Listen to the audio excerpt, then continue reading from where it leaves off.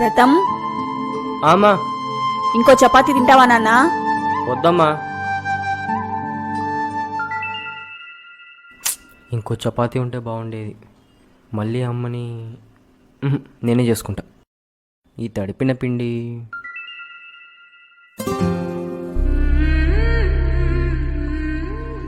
వీడికి సరిపోదేమో, ఇంకో చపాతీ చేసి పెడతా, ఆకలేస్తే తింటాడు.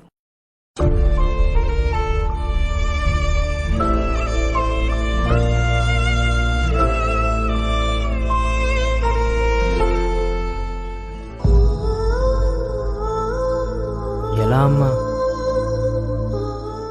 నేను ఒకసారి హక్ చేసుకోవచ్చా అమ్మా?